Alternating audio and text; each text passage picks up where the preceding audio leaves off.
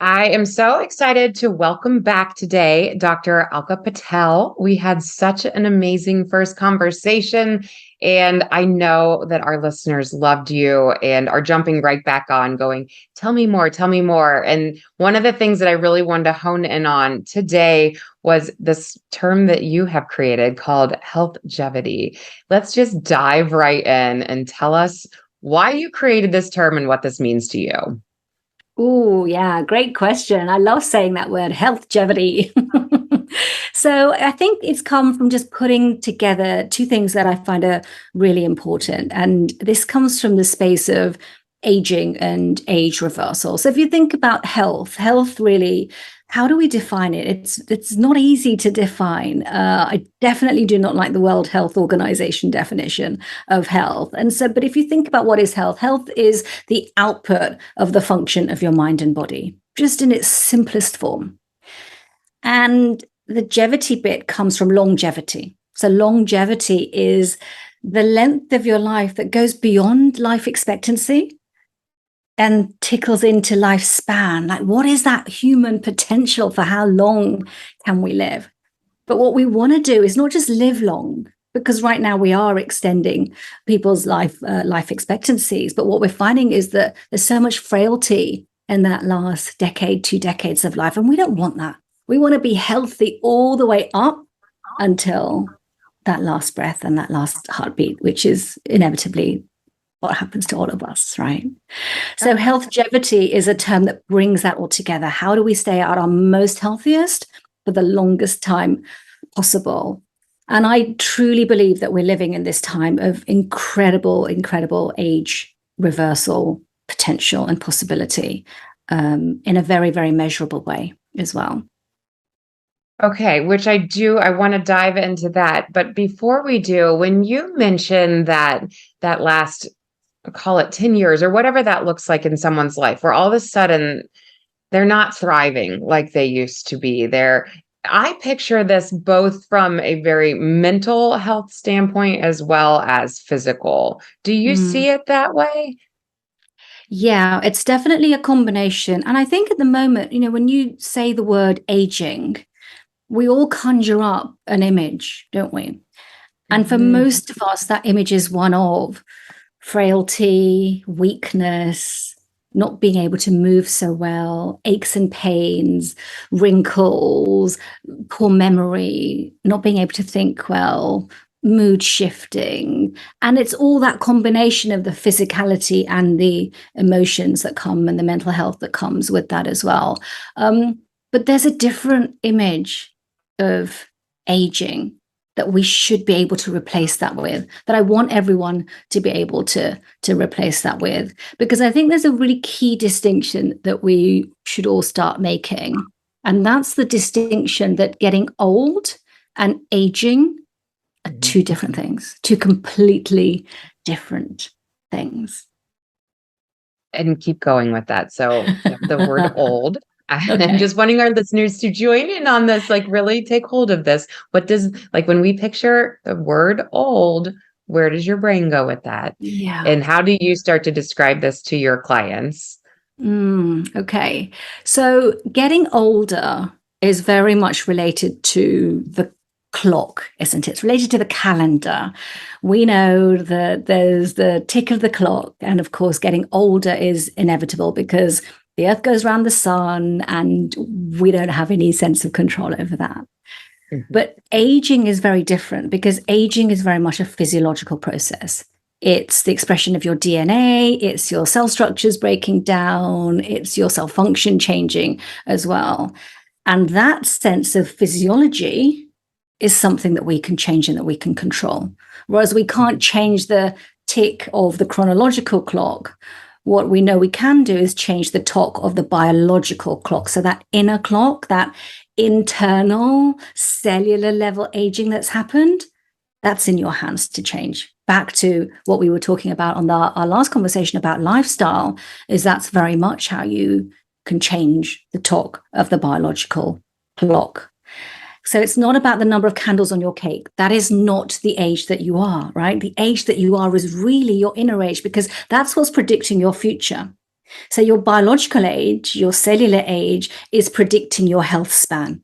It's predicting what's going to happen to you in the next 10 years, whether disease is on the cards or not. It's predicting how long you're going to be able to live. And you know that joke we had when we were at school, what goes up but never comes down? And we always used to say, it's your age. Well, that's the wrong answer now, because you can reverse aging, which is very much what I do. So first of all, you have to measure your age. And then not the candles on your cake, but measure your age. So measure your biological age. And there are tests that I do to do that. And the test that's particularly useful is one that connects directly to inflammation in your body. So when you go back to the root of, you were talking about functional medicine and lifestyle medicine earlier, if we go back to the root of those processes in our body that are taking place, inflammation is a key process. And it's a useful process if it occurs over a short period of time. So you'll hear the example of cutting yourself. The area goes red and hot and angry, and it's flamed, and it heals over. Mm-hmm. So this is a useful process. But imagine that inflammation going on constantly in your body and being overactivated because of all your daily stresses, the constant stress that we live in. You know, we're in this 24/7 society, aren't we? We're talking to each other over the seas at the moment, but the world is constantly awake, but humanity is not designed to go, go, go. We're designed to oscillate, but we don't do that, which means our stress activation is so high, mentally, physically.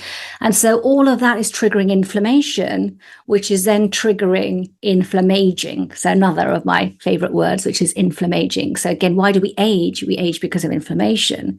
So if we can reverse that, then we can reverse aging.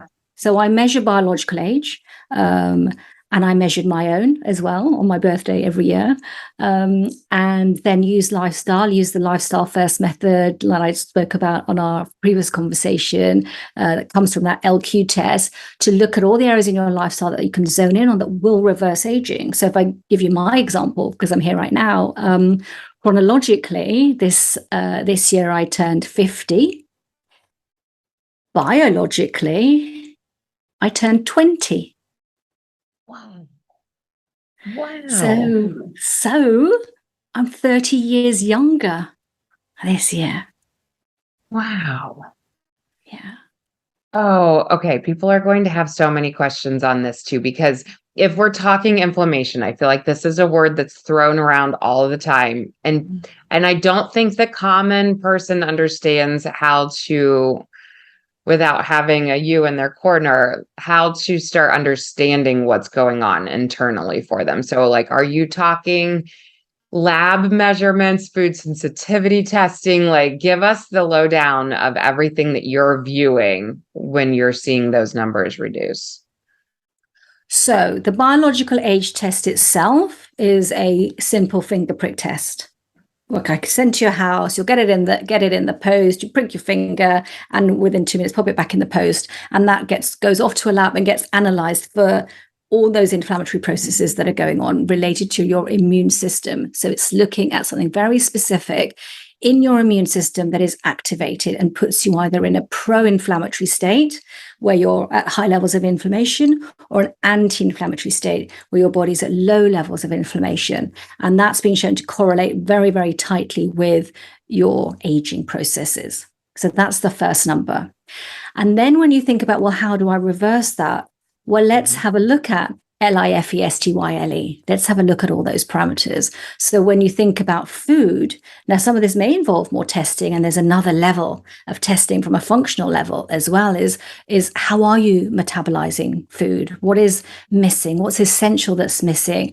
At medical school, we learn about the energy cycle and the Krebs cycle, and it's hugely complex, right? And, you know, if I taught that to you now, it's like, oh, but what are the key things? What's going on at our cells at the mitochondrial level that we need to understand? Because without that, you're not going to have the energy to enhance your lifespan at all. So yes, definitely in terms of testing. And I talk about the big five in terms of tests that I think are absolutely vital, what I call your vital signs. So measuring your age is absolutely one of them from a biological level, because I know whatever age you get, It's that number. You're going to want to change it. We know this. We want to change that. It's just that there's an emotion attached to it, right? Mm-hmm. Then there's looking at things in your physiology, your breathing, your circulation. Then your DNA. How are you made? Not how am I made, but how are you made?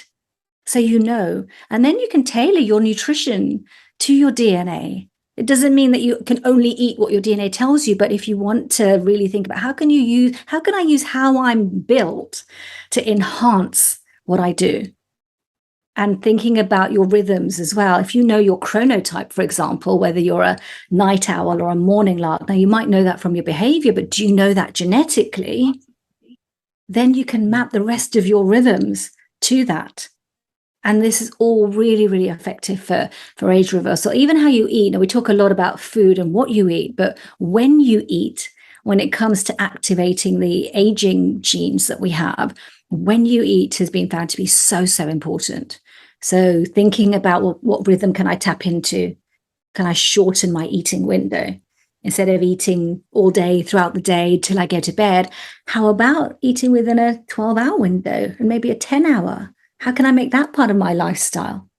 And that's the sort of things that we'd work on together when I see my clients as well. And then back to sort of energy. So in terms of data, you can't see this on my jumper right now, but I wear a sugar sensor, and my clients wear sugar sensors. Now they don't wear this all day, every day, but for 2 weeks out of every 2-3 months, put on a sugar sensor. We know what this does to your metabolism, but we don't want to guess. We all say, don't eat potatoes ever. But how I use a potato and how you use a potato are very different. So why not know how you utilize a potato and measure your sugar and use your own data to then drive your own choices as well? And I think the key thing that I want to stress is I think it's time we have some fun with health, right? Mm-hmm. It's this really heavy topic because we link health with disease, and it's not. Health is that vibrant vigor and vitality and energy that we have. So let's make it fun. Get excited about what your data and information is telling you. Get excited about how you can just change your posture and in 2 minutes, your energy levels have changed. Get really curious about what am I thinking right now? How is this emotion helping me or hindering me? And the more we can do that and just have some fun with our health, the more you're back in the driving seat of feeling as though you're in charge of it. Yes. I hope I'm going to ask this question right, because I want you to put our listeners' hearts at ease, their shoulders down, that when somebody feels like they have so much to change, and then they hear there's all these elements that we can investigate, whether that's DNA, our sugars, our sleep, I feel like it's this anxiety provoking, oh my gosh, there's so much. Yeah. That we get that shutdown, that freeze, the paralyzing type, then I'm just not going to do anything because I don't know if this is going to be a lot of money. I don't know if this is going to be time that I even have to devote to this. How do you work through this topic or this conversation with your clients to just, because you're calming, I could listen to you all day. I feel like you bring this energy and this presence of calm, and I know your clients feel that from you as well. So work us through that for a minute. If somebody was going to exit today, how can they exit going, first step, and then I'll just see type of feeling? Yeah. So the first step is just to question yourself. What do I want? What do I really want? What's the difference that's going to make the difference? And initially trust that instinct, because you'll know if I sorted my sleep out, I know that I wouldn't be so snappy. And if I wasn't so snappy, I'd feel a better sense of reason to get out of bed. And once I knew why I was getting out of bed, then I would exercise more. So find your thing and use that LQ test, which I mentioned earlier, to find that. What is it? Score yourself. And I come back to numbers. We're becoming that sort of quantified person as well, because it's just easy to move up and down a scale. It's just helpful.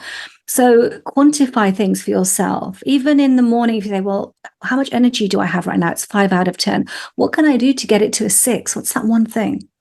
And back to that whole synergy with everything. Do not think about everything. Think about that one thing. I'm zoning in on my sleep.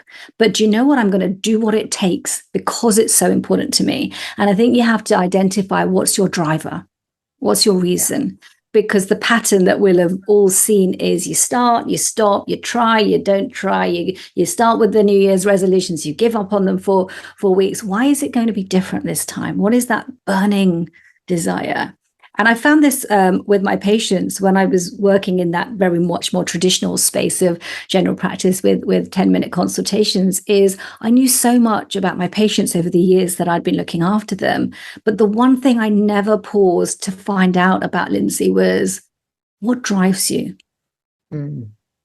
Why do you not want diabetes? What is it about high blood pressure that you don't want anymore? What's the reason that you want this to be different? And I think until you find that out for yourself, you'll carry on yo-yoing. We've seen it. You've seen it in the nutrition world with your expertise, haven't you? With yo-yo diets and etc. This happens all the time because you haven't tapped into your why. So that's the first place to start with, is what's the result that you want? Be really specific about that. Know why you want it. What's the reason? And then look at all the roadmaps that you can and find your starting point. Just think of it like getting in your car. You're getting in your car, you're putting in your destination in your GPS, and where are you going? Where's that first stop? Just go there. Right. Don't overthink it and figure it out again. I want to highlight the way that you go about this is I love that it's very hope-filled, that there's always a next step. Like once we've investigated this step, and if for some reason it's not working, we have so much more to investigate. And that's the flip side of knowing that we can investigate sugars, we can investigate the DNA, there's the inflammation, because I don't know, you probably get a lot of women, my niche is 40s to 70s, who are really in that phase of struggling with all of a sudden weight gain and feeling like they're putting in the efforts. They're showing up. They're not even doing the fads anymore, and they're still not always seeing the results that they want to see. So I feel like I need my clientele to hear there is still more that we can keep tapping into and investigating, that don't give up yet. Like, can you promise this, that you've never seen a lost cause? Oh, for sure. But I think the thing that happens is if we flip that a little bit, is I don't think we marinate enough on what we have done. We're always looking for the next thing to do. But think about and really celebrate and congratulate yourself and be more self-compassionate about what you have achieved so far. And yeah, absolutely. You're driving your car, you need to look forward to that next thing. But now and again, you kind of want to glance in that rear view mirror, right? Just to see that road behind and how far you've come. And I think if we can recognize that look, you know what? 3 weeks ago, I wasn't sleeping until 3 a.m. And now I'm doing it at 2 a.m. Like, yeah, I want to sleep before midnight, but oh my God, you know what? I've got to 2 a.m. This is great. And I'm waking up and I'm noticing, because you've got to notice, you've got to have that heightened sense of awareness. What do you notice about yourself? I noticed that morning rush with the kids today, I wasn't shouting. I didn't shout because I got an extra hour. Great. Do I want even more hours? Do I want to hit that magic number 7 and 8? Of course I do. But I'm just going to really pause and marinate and enjoy this moment that I've done what I've done. You and I are very aligned that we believe in the little by, that little becomes a lot. The slow and steady wins the race. Do you fight it often with your clients? So like, we're preaching it till we're blue in the face, that the small changes are happening, that we need to be proud of the small changes, but yet we've got society shouting at our clients that there's a fast fix, that there's something more exciting and shiny for them. Do you have frustrations with that? I totally get that. And, if we look at ourselves as well, we're no different. Like, I want that dopamine fix. I want that sudden sort of, hedonic, yeah, I'm here. And I want the euphoria that comes with it. So why not do both? Why not work on that slow win and those step by step? But what is also in parallel a quick win? What is that thing that's going to make you immediately feel good? that you've got to notice the difference. So sometimes I do this as well, where I'm noticing there are clients and patients who really need to see the difference to continue with making the difference. Is okay, let's zone in on what is going to be a quick big win for you, as well as doing the slow and steady approach as well. So I think that's important. So it might be something like drinking more water, which isn't as hard as I want to lose 10 kilos. But drinking water, you can have a quicker big win. Like you can make that happen for you and feel great about it, whilst you're then moving into, I want to lose these 10 kilos. So do both. Right. It is about both. And I find that sometimes I even have to really verbalize that. Like, I promise you, I'm still fighting for your weight loss, even though what you're hearing out of me doesn't sound like that. We're fighting for that. We're just not putting the emphasis over there. We're putting the emphasis on the other small tangible items. If you deny it, if you start to deny yourself what it is that you really need and what you crave, it's a much harder journey. So if you need a quick fix, find the quick fix. Because what sometimes happens is you try and distract yourself from, I don't need this right now. I'll just focus on the longer term picture.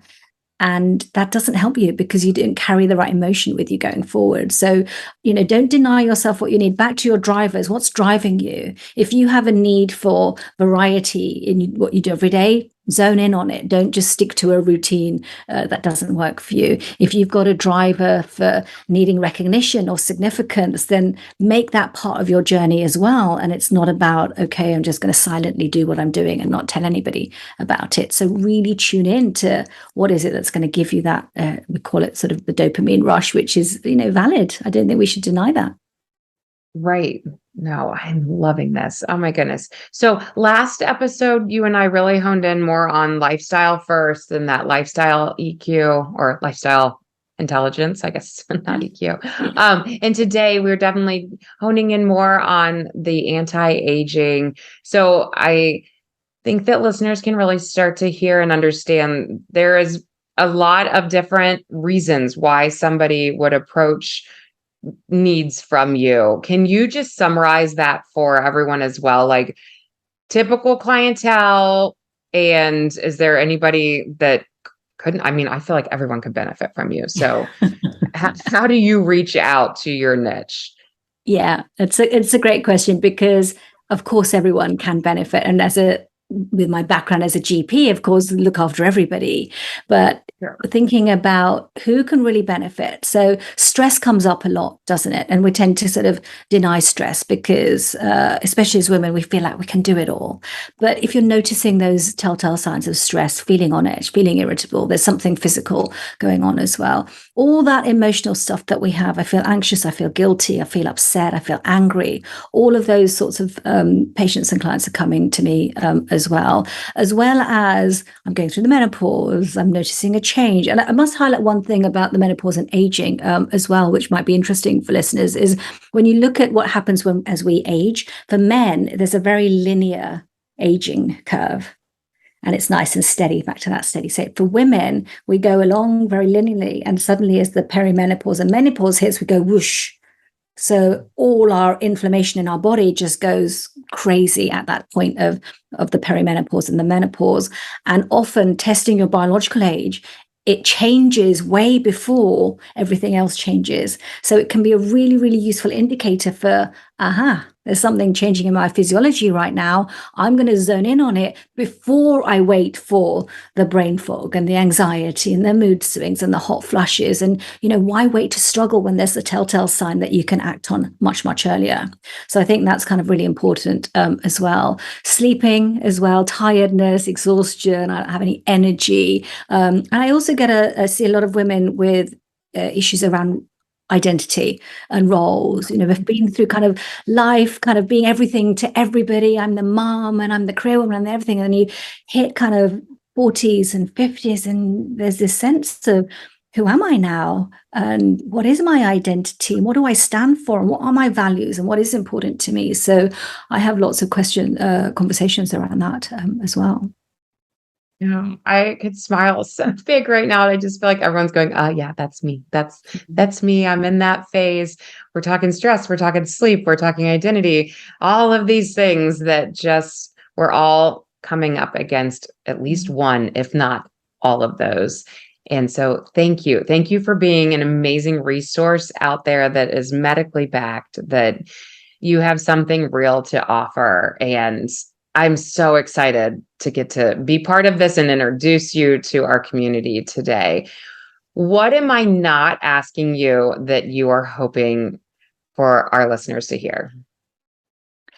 What are you not asking me? Oh, what a lovely question. I think you're not asking me also about stillness and silence and time out. We're talking about everything that you can do, but Yeah. what about what you don't do? And I think that's so important. Yeah. I must share, I spent this summer, as I evolved into a new decade of my life as well. I went and spent 7 days in silence, not speaking a single word for 7 days. I went off to the mountains of Spain all alone, just by myself. And that space for silence and stillness there's this bit of discovery that we all need. And I'm not suggesting everyone goes off and spends 7 days in silence or goes and sits in the mountain for 7 days, but try 7 seconds. Start with that. If everybody listening, find 7 seconds that there's no headphones in your ears, that the TV volume's not on, that the radio is not on when you're in the car. Find those 7 seconds and just see what stirs up. And then try 7 minutes and just see what happens physically. What signals do you hear? The hunger signals, you'll hear the emotional signals as well. What do you hear from the emotional signals telling you? Let your mind, it will stir. It will stir. It's like a snow globe. You won't be able to settle it, but see what happens when it does.